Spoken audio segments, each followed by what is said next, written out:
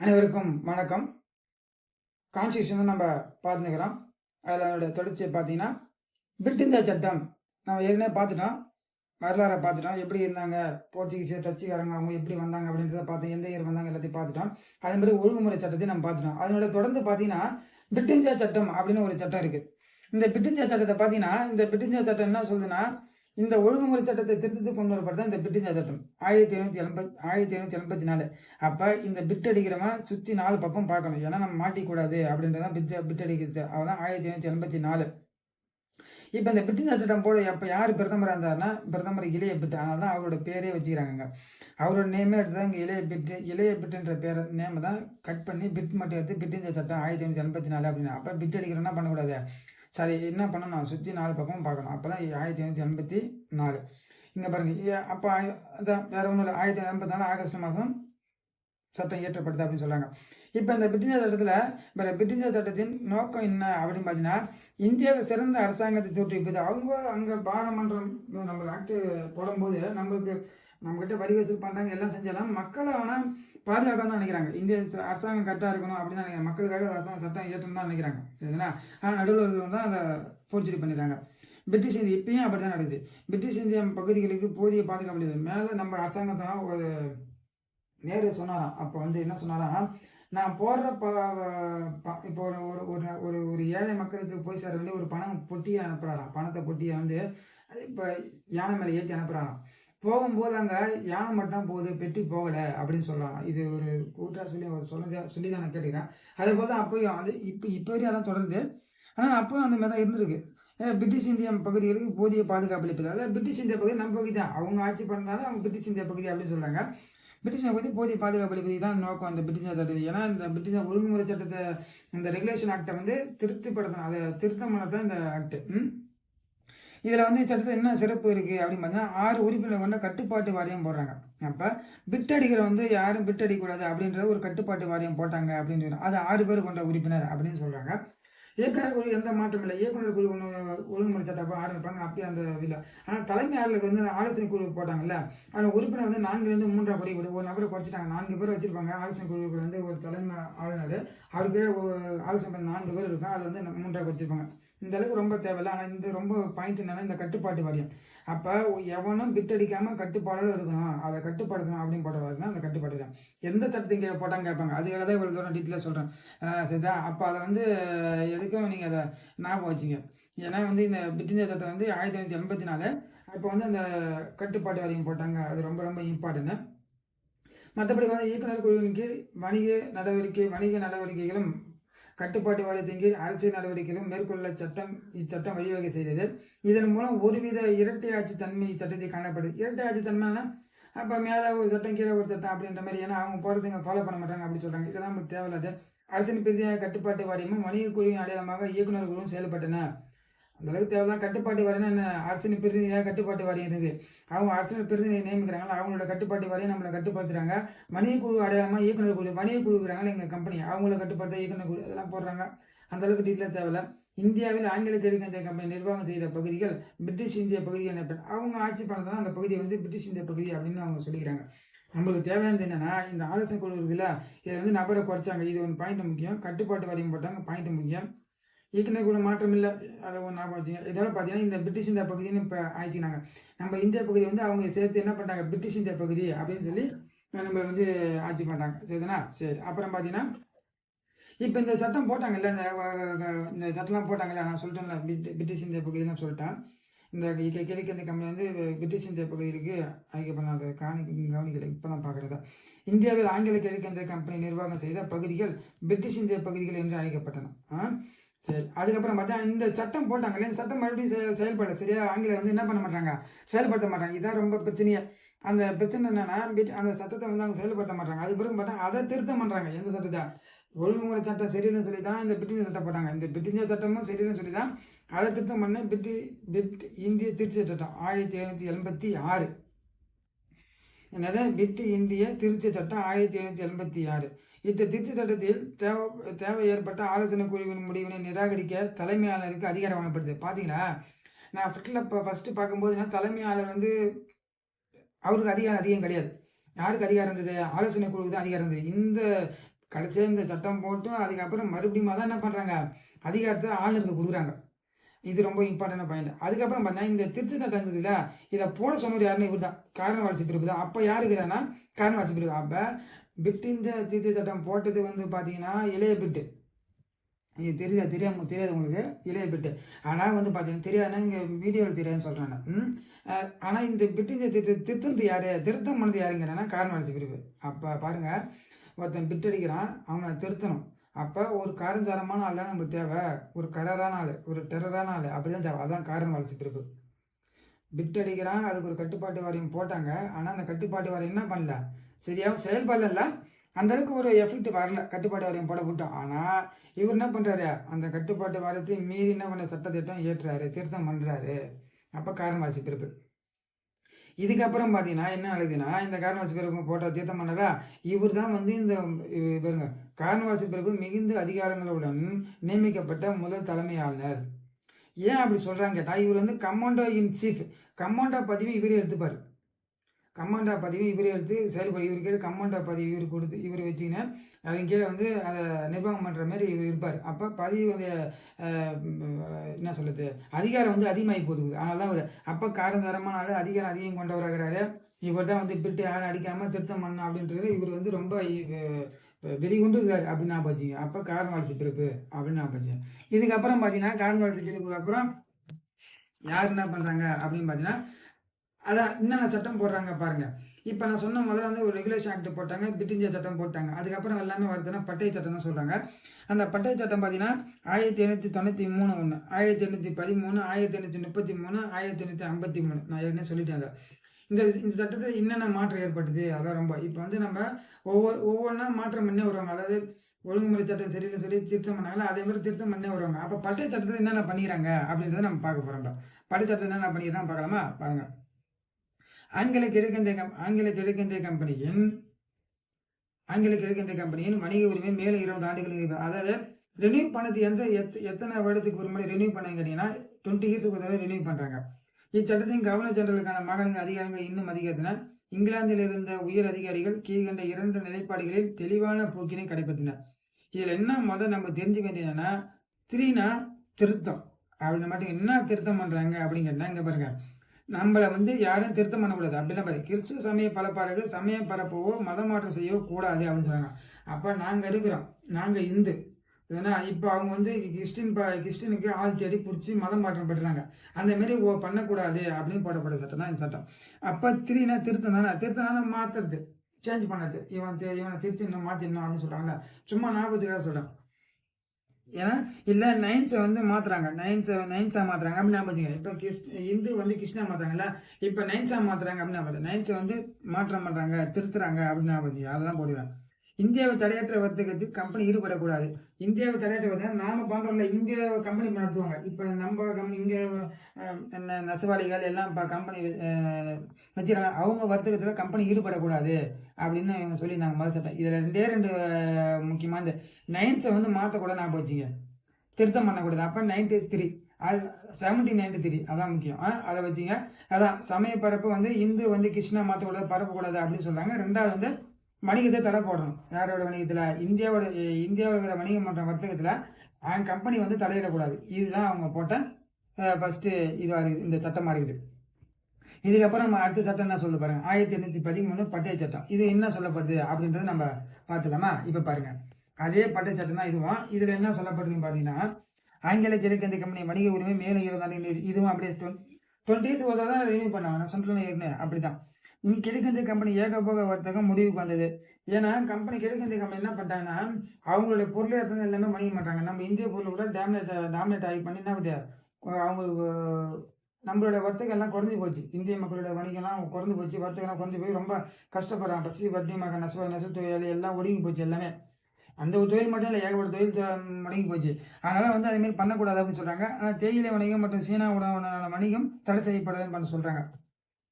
தேயிலை இறக்குமதி பண்ணுறது நிறுத்தணும்னு சொல்கிறாங்க. அது மாதிரி சீனாவுடனான வணிகம் தடை செய்யல. சீனா வந்து இறக்குமதி பண்ணுறாங்களா, அதெல்லாம் தடை பண்ணல அப்படின்னு சொல்கிறாங்க.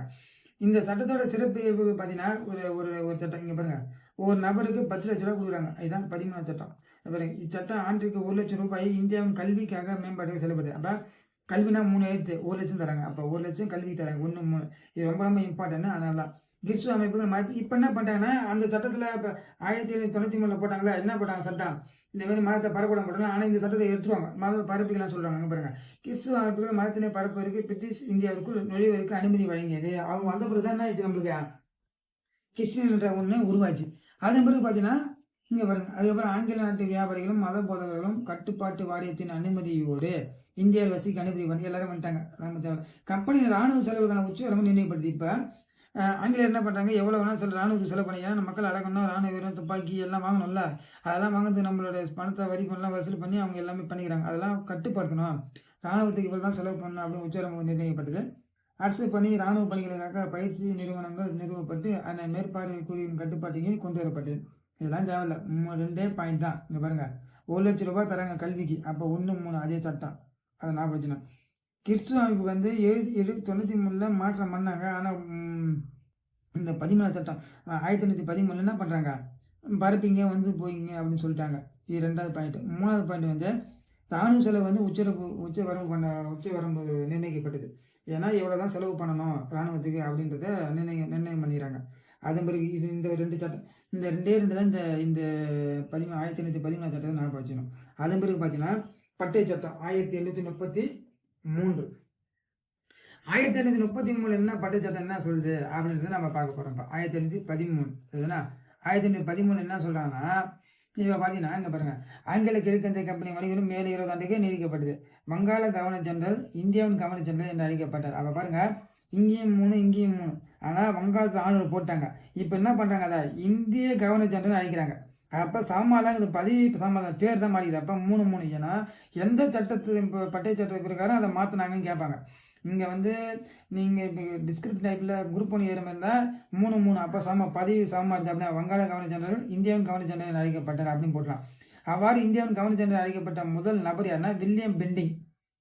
அப்ப இங்க பாருங்க, நான் என்ன சொல்றேன்னா, முதல்ல வங்காளத்துல இருந்தாங்க ஆளு, இப்ப இந்தியாவுக்கு வந்துட்டாங்க. அப்ப அங்க ஆங்கிலோட ஆள் தானே இவங்க வில்லியம் பெண்டிங்க.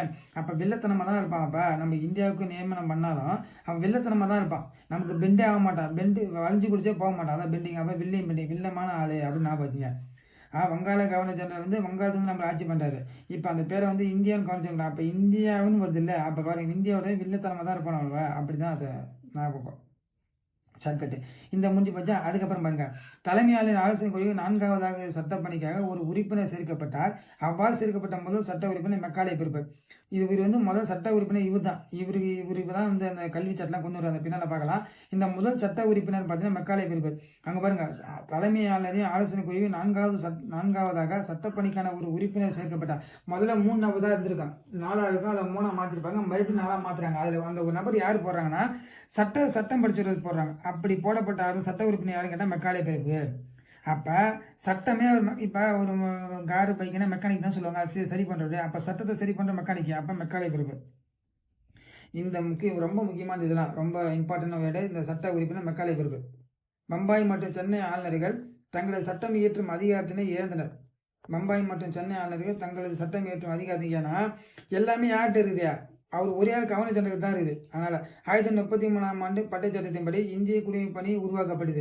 அப்ப எந்த சட்டம் மூலியமா தான் அந்த ஐஏஎஸ் படிப்பு வந்தது? இப்பதான் ஐஏஎஸ் மேல, அப்ப வந்து ஐசிஎஸ் சொல்லுவாங்க. இந்திய குடிமை பணி எப்ப இந்த வந்து அதாவது பாத்தீங்கன்னா இந்த குடிமை பணி எப்ப உருவாக்கப்படுதான் கேக்குறாங்க. அப்ப அந்த பணி எப்ப உருவாக்கப்படுதுன்னா 1833 அப்ப உருவாக்கப்படுது தெரிஞ்சுங்க. ஏன்னா ஐஏஎஸ் தானே அது பதவி. அந்த ஐஏஎஸ் இந்த 3 எழுத்துக்குது அப்படின்னா நீங்க கேட்கலாம் 13 வரல நீ சமமா இருக்குன்னு ஞாபகம். அப்படி ஞாபகம் வச்சது ஞாபகம் வரும். ஏன்னா ஐஏஎஸ் என்ற பதவி 3 பேரு, அந்த 3 எழுத்து ஐஏஎஸ், அதே ஐஏஎஸ் 3 அப்படி 3 சமமா தான் பார்க்கணும். இப்ப ஐஏஎஸ் என்ன ஒரு டிஸ்ட்ரிக்ட் இப்போ வச்சு ஞாபகம் வச்சுக்க. இப்ப டிஸ்ட்ரிக்ட் ஃபுல்லா அவர் தான் பார்க்கணும். அப்ப எல்லாருமே சமமா தான் பார்க்கணும். அவரு அதான் சமமா. அப்ப 3 அதுதான் ஞாபகம் வச்சுங்க. பணி உருவாக்கப்பட்டது. அதாவது பணி உருவாக்கப்பட்டாலும் அதை நியமனம் பண்றதுல ஆங்கிலேயர்கள் நியமனம் பண்ணுவாங்க. அவங்களே நியமனம் பண்ணுவாங்க. அதுக்கான வழிமுறை ஒன்று இருக்கும். அது எந்த சட்டத்தினா அப்ப என்ன பார்க்கலாம் நம்ம. 1835ஆம் ஆண்டு ஆங்கிலம் இந்தியாவின் ஆட்சி மொழியாக மாற்றப்பட்டது. இதற்கு முன் பாரசீக மொழி இருந்தது. அப்ப இன்னைக்கு தெரியும், இது 1835 தான் ஆங்கில மொழி என்ன பண்றாங்க, ஆட்சி மொழியா அறிவிக்கிறாங்க ஆங்கிலேயர். அதுக்கு முன்ன என்ன மொழி இருந்தது? பாரசீக மொழி தான் நம்மகிட்ட இருந்தது. அப்போ அதை மாற்றி அவங்க என்ன பண்ணுறாங்க, நமக்கு மாற்றிடுறாங்க. அப்போ எப்போ மாற்றப்பட்டது அப்படின்னு கேட்டால் 1935. எந்த சட்டம் மூலியமானா 1933. இதுக்கு நியர்பை எது இருக்குது, 1835க்கு நியர்பை சட்டம் தான் 1833 தான். ஏன்னா 1813 முன்னே போக முடியாதுல்ல, இவன் 33 தான் போட முடியும். அப்போ அந்த 33 தான் கேட்டானா கொஸ்டின். ஆங்கில மொழி எப்போ, ஆங்கிலம் வந்து எப்போ ஆட்சி மொழியாக மாற்றிங்கன்னா 1935. எந்த சட்டத்திருத்தம் மூலமாக கேட்டால் பட்டிய சட்டம் 1833. இதுதான் நம்மளுக்கு தேவை. இதுவரை கட்டுப்பாட்டு விதிகள் என்று அழைக்கப்பட்ட அனைத்தும் சட்டங்கள் என்று அழைக்கப்பட்ட. அப்போ இப்போ ஒழுங்குமுறை சட்டம் ரெகுலேஷன் ஆக்ட் தானே இருக்குது, அதை வந்து இப்போ என்ன பண்ணுறாங்க, விதி தானே இருக்குது, அது வந்து சட்டமாக மாட்டாங்க, எல்லாம் சட்டம் சொல்லுங்க அப்படின்னு சொல்லி மாற்றுறாங்க. இங்கிலாந்து பிரதமர் கிரே பிரிவு இருந்த காலத்தில் 1932ஆம் ஆண்டு முதல் சீர்திருத்த சட்டம் இயற்றப்பட்டது. இச்சீர்திருத்த சட்டத்தின் பின்னணியில் உருவாக்கப்பட்டது இந்த 1833ஆம் ஆண்டு பட்டிய சட்டம். நம்மளுக்கு அதெல்லாம் தேவையில்லை. ஆனால் முதல் சீர்திருத்த சட்டம் கேட்டாங்கன்னா 1832 கிரே பிரிவு. அவன் பாருங்க கிறுக்கு அவனை சீர்திருத்தம் பண்ணுறாங்க. அப்படி தான் நான் இந்த பிரதமர் வந்து இங்கிலாந்து பிரதமர் கிரே பிரிவுன்னு இருக்குதா, கிரேனா கிரேக்கு இல்லை கிறுக்கு அப்படின்னு நான் பார்த்தீங்க. அது வந்து முதல் சீர்திருத்த சட்டம் ஏன்னா இப்போ வந்து கிரே பிரிவுனா முதல் சீர்திருத்த சட்டம் கொண்டு வந்தவர் இயற்றப்பட்டது, அவரால் தான் இயற்றப்பட்டது அப்படின்னு. ஏன்னா அவர் தான் பிரதமர் வந்துக்கிறார். அப்போ அதை நான் தெரிஞ்சு வச்சிங்க. அதன் பிறகு பார்த்தீங்கன்னா இந்தியாவில் குடியேறும் ஐரோப்பியர்கள் தங்களை பதிவு செய்து கொள்ள வேண்டும். மேலும் அவர்கள் இந்தியாவிற்கு எவ்வித இடையூறும் தரத்தில் கூடாது என வலியுறுத்தப்படுது. யாருன்னா வந்து போகலாம், ஆனால் இடையூறு தரக்கூடாதுன்னு சொல்லிக்கிறாங்க. பம்பாய், கல்கத்தாவில் கிறிஸ்துவர்களின் நலனுக்காக பிஷப்புகள் நியமனம் செய்யப்பட்டனர். பிஷப்புகள்லாம் இப்போ தெரியல, அவங்க தான் அவங்க நியமனம் பண்ண கிறிஸ்துவர்களின் நலனுக்காக பிஷப்பு நியமனம். பிஷப்புன்னா அவங்க சொல்கிற வீடு அந்த ஒரு நபர் அவங்க நியமனம் பண்ணுறாங்க அப்படின்னு அவங்க சொல்கிறாங்க. சரிண்ணா, அதான் பண்ணுறாங்க. இதுக்கு அப்புறம் பார்த்தா 1933 சட்டம் முடிஞ்சு போச்சு. இப்போ வந்து 1913 முடிச்சிட்டோம், 1933 முடிச்சிட்டோம், 1953 தான் இப்போ நம்ம பார்க்க போகிறோம். இது வந்து தனியாக பட்டை சட்டம் மட்டும் பார்க்கணும். ஒவ்வொரு சட்டத்தையும் அப்படியே மாறினே வரும். அப்படியே என்ன பண்ணுறாங்கன்னா இவங்க எப்படி பண்ணுறாங்கன்னா, அந்த ஒரு சட்டம் போடுறாங்க, அந்த சட்டம் சரியாக செயல்படணும், அப்படியே திருத்தம் பண்ணிக்கிறாங்க. அவங்களுக்கு ஏற்ற வசதிக்கு ஏற்ற மாதிரி. நம்மளுக்காக பார்க்கல, நம்ம மக்களுக்கு பார்க்கணும்னு அவங்க எதுவும் நினைக்கல. அவங்களுக்கு எது அடாப்டாக இருக்குதோ அந்த சட்டத்தை நம்மக்கிட்ட போட்டு நம்மளை என்ன பண்ணுறாங்க, நம்ம உசுரை வாங்குறாங்க. அவள் தான், வேற ஒன்றும் கிடையாது. சரிங்களா?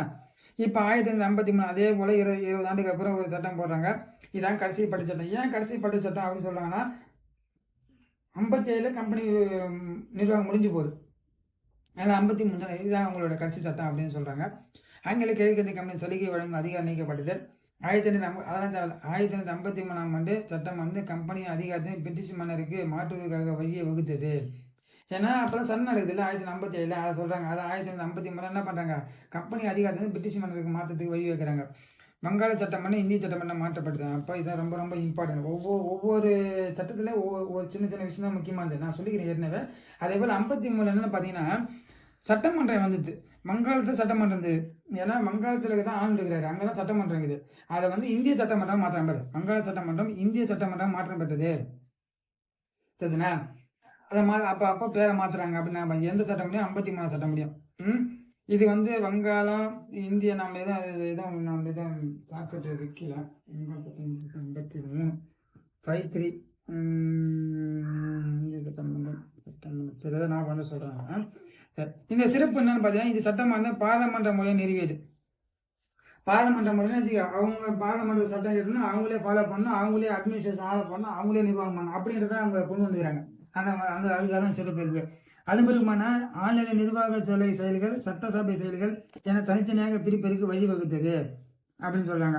1954 மெக்காலே குழுவின் பரிந்துரையின்படி குடிமை பணிகள் தேர்வு செய்யும் முறை பொது தேர்வு முறையாகிவிடும். இப்போ நம்ம 33 பார்த்து ஐஏஎஸ் பதவி உருவாக்கிறான்னு சொன்னாங்க. ஆனால் எப்படி அந்த அதுக்கான ஆள் செலக்ட் பண்ணுறாங்கன்னு சொன்னாங்களா, சொல்ல. ஏன்னா அவங்க ஆங்கிலேயரே போட்டுருவாங்க ஆள் நபரை. ஆனால் அதுக்கப்புறமா தேர்வு முறையை கொண்டு வந்து எப்போ கேட்டால் 53 தான் கொண்டாங்க. அப்போ எக்ஸாம் ஐஏஎஸ் தேர்வு 3 எழுத்து. அந்த எழுத்து என்ன பண்ணா 5ஆம எழுதணும். அப்போ அந்த எக்ஸாமை அதுதான் 5 5ஆம எழுதணும் அப்படின்னு ஞாபகம் வச்சுங்க. அப்போதான் அப்போ அது 1954 மெக்காலே குழுவின் பரிந்துரையின்படி குடிமை பணியை தேர்வு செய்யும் முறையினை பொது தேர்வு முறையை அறிமுகப்படுத்தி இந்த பொது தேர்வு முறையில் இந்தியர்களுக்கு அனுமதி வழங்கப்படுது. இப்போ வந்து சட்டம் போடப்படுது 54. ஆனால் எந்த பட்டு சட்டம் கேட்டால் 53. இது மெக்காலே குழு. நான் சொல்லிட்டேன் ஏற்கனவே சொல்லிட்டேன், சட்டம் படிச்சது தான் மெக்கானிக்கு. அப்போ சட்டம் படிச்சவங்க தான் அதை மாற்றுவாங்க. அந்த மாரி அப்படி நான் போச்சுங்க. மெக்காலே 1954 பொது தேர்வு முறையை கொண்டு வந்துட்டாரு. ஆளுநரின் குழுவின் இப்போ அப்படிலாம் கூட நீங்கள் இது நான் இது கூட வந்துடும். எப்படின்னா 1954 போடப்படுச்சுன்னா அதுக்கு நேர்பையாக என்ன சட்டம் இது 1953 தான் இருக்குது. அப்போ அதுக்கு நான் போச்சுக்கணும். அதுக்கப்புறம் பாருங்க ஆளுநர் குழுவில் மேலும் 6 புதிய உறுப்பினர். ஆளுநர் குழு இருந்ததுல முதல்ல 4 நபர் இருந்திருப்பாங்க. இப்போ 6 நபர் எக்ஸ்ட்ரா போட்டாங்க. இதெல்லாம் கேட்க மாட்டாங்க. இருந்தாலும் மெயின் சேர்வங்களாக இருந்தால் இது ரொம்ப முக்கியம்.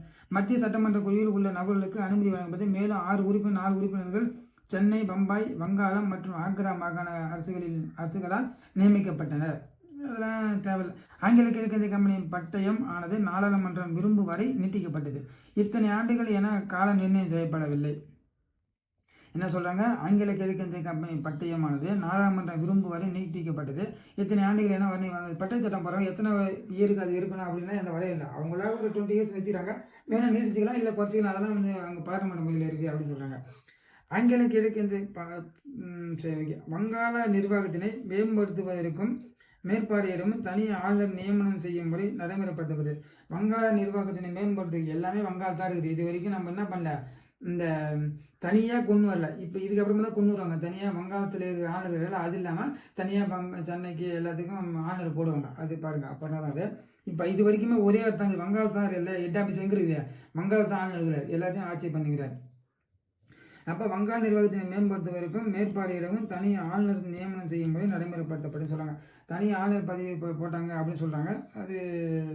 அதாவது அது மட்டும் ஒரு எக்ஸ்ட்ரா பாயிண்ட். இதில் தெரிஞ்சுக்க வந்து நம்ம முக்கியமான 53 என்னன்னா, இந்த கம்பெனியோட அதிகாரம் வந்து பிரிட்டிஷ் மன்னர் வழங்கப்பட்ட 1. 2வது வந்து வங்காள சட்டமன்றம் இந்திய சட்டமன்றம் ஆச்சு 53. அப்போ நானா இந்த சட்டமன்றத்தை கூட இப்படி கூட போடலாம். இந்திய சட்டமன்றம் என்ன, நம்ம அஞ்சாவது ஆள் 5னா 5 தானே, 5 பேர்.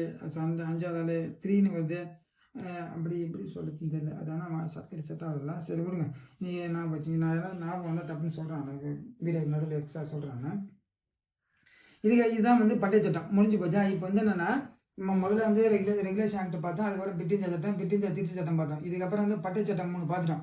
1873, 1833, 1853 எல்லாமே பட்டய சட்டம் தான். இந்த பட்டச்சட்டம் ஞாபகம் சொல்லிட்டேன். முதல் பட்டச்சட்டம் 9(3) வந்து திருத்தம் மாற்றம் பண்ணணும் அப்படின்னு ஞாபகம் வச்சுங்க. மாற்றுறாங்க இல்லை மாற்றுறாங்க. இப்போ பண்ண மாற்றுறாங்க. அப்படி சும்மா ஷார்ட்கட் தான். இதெல்லாம் நான் ரொம்ப யோசனை திங்க் பண்ண விடாது. 9 மாற்றுறாங்க அப்படின்னு 3 எல்லாம் சாமாக்குது. அந்த ஐஏஎஸ் பதவி அப்படின்னு மக்கள் சட்டத்தை வந்து சாமா பார்க்கணும். அதை மெக்கானிக் தான் பார்ப்பாரு அப்படின்ற மாதிரி ஞாபகம் வச்சுங்க. 1930 இதெல்லாம் அந்தந்த சட்டத்தில் மாற்றம் பண்ணது. 1935 வந்து ஆங்கிலம் வந்து ஆட்சி மொழி ஆச்சு. இதெல்லாம் வந்து எந்த பட்டம் அது ஒன்று. அதுக்கப்புறம் வந்து 53 சட்டமன்றம் மட்டும் இல்லை, இல்லைன்னா 5வது மன்றம் சட்டமன்றம் அப்படின்னு ஞாபகம் வச்சுங்க. 5வது மன்றம் சட்டமன்றம், இந்திய சட்டமன்றம் அப்படி ஒன்று ஞாபகம் வச்சுங்க. அப்படி ஏன்னா இந்தியாவுக்கு வந்து பட்ஜெட் அதுக்காக. அப்புறம் 57 என்ன பண்ணுறாங்க, ஐஏஎஸ் படிப்புக்கு அந்த ஐசிஎஸ் தான் சொல்லுவாங்க. முதல் சிவில் சர்வீஸ் தான் சொல்லுவாங்க. இப்போ தான் ஐஏஎஸ் அட்மினிஸ்ட்ரேஷன் சர்வீஸ்னு சொல்கிறாங்க. அப்போ ஆங்கிலேயர் காலத்தில் வந்து ஐசிஎஸ் தான் சொல்லுவாங்க. அந்த ஐஏஎஸ் படிப்பை அதை வந்து ஐசிஎஸ் தான் சொல்லுவாங்க. அதை வந்து தேர்வு வச்சு ஆளை தேர்ந்தெடுத்துறாங்க. அப்படி அதில் இன்ஜினியரிங் எழுதலாம். ஆனால் நம்மளால் எழுத முடியாது. ஏன் எழுத முடியுதுன்னா, அங்கே லண்டனை போய் எழுதி வரணும். நம்ம இங்கே சாப்பாடுக்கு கஞ்சிக்கு வழி நம்ம இருக்கிறோம். எப்படி போய் லண்டனை போய் எழுதுவோம்? நம்மளால முடியாது. அவங்க அதை பிளான் பண்ணி தான் வச்சுக்கிறாங்க. இந்தியருக்கு அனுமதி உண்டு. ஆனால் அங்கே இருக்குது அந்த எக்ஸாம் எழுத போகணும். இப்போ நம்ம சென்ட்ரல் கவர்மெண்ட் எக்ஸாம் ஆனால் ட்ரெயின் ஏறி டெல்லியில் போய் எழுதுறோம். இப்போ கொஞ்சம் மாற்றிட்டாங்க, சென்னையெல்லாம் மாற்றிட்டாங்க, பக்கத்தில் வச்சுட்டாங்க. அப்போல்லாம் வந்து பார்த்தீங்கன்னா ரொம்ப டெல்லி தான் போகணும். அப்போ அப்படி தான் போய் எழுத நிலைமை. அந்த டெல்லிக்கு தான் போய் எழுதணும் சென்ட்ரல் கவர்மெண்ட் எக்ஸாம்லாம். இப்போ தான் அதை மாற்றம் பண்ணிட்டாங்க. அப்போ அப்படி தான் இருந்தது. அதே போல் தான் அப்போ லண்டனுக்கு போய் எழுதிட்டு வரணும் நம்ம. அந்தமாரி இருந்தால் அதெல்லாம் நான் போச்சுங்க. மற்றபடி இதெல்லாம் மற்றெல்லாம் தேவையில்லை. இந்த 2-3 பாயிண்ட் நமக்கு தேவை. எக்ஸ்ட்ரா பாயிண்ட் ஏறுறவங்க இந்த மெயின் ஏறவங்க இந்த எக்ஸ்ட்ரா பாயிண்ட் இந்த 6 உறுப்பினர் ஆளுநர் குழுவில் 6 பேர் சேர்க்குறாங்க. சட்ட உறுப்பினர் குழுவில் உதவி பண்ணுற அவங்க நபர் சேர்க்குறாங்க. இதெல்லாம் நம்ம எழுதணும். இது கூட எழுதணும். இந்த வங்காள நிர்வாகத்தை மேம்படுத்துவதற்கும் மேற்பார்வையிடவும் தனி ஆளுநர் நியமனம் செய்யும் முறை நடைமுறைப்படுத்தப்பட்டது. சரிதானா? இதுதான் வந்து பட்டச்சட்டம். இதுக்கப்புறம் வந்து இங்கிலாந்து ஆட்சி. இதோட வந்து 1957 என்ன போச்சு, முடிஞ்சு போச்சு. அவங்களோட ஆட்சி. யாரோட ஆட்சியா? கம்பெனியோட ஆட்சி வந்து முடிஞ்சு போச்சு. அந்த கம்பெனியோட ஆட்சி முடிஞ்சதுனால என்ன பண்ணுச்சுன்னா, அதுக்கப்புறம் வந்து யார்கிட்ட போகுது பர்மிஷன், இந்த அதிகாரம் ஃபுல்லாக யார்கிட்ட போகுதுன்னா இங்கிலாந்து அரசுக்கிட்ட போகுது. 1958 யார் ஆட்சி பண்ணுறா? நேராக பார்லிமெண்ட். அதாவது இங்கிலாந்து வந்து அவங்க நேரடியாக நம்மளை ஆட்சி பண்ணுறாங்க. இதுக்கப்புறம் நம்ம என்ன நடக்குது, என்னென்ன சட்டம் போடுறாங்க நெக்ஸ்ட் கிளாஸில் பார்க்கலாம். ரொம்ப நன்றி. தேங்க்யூ.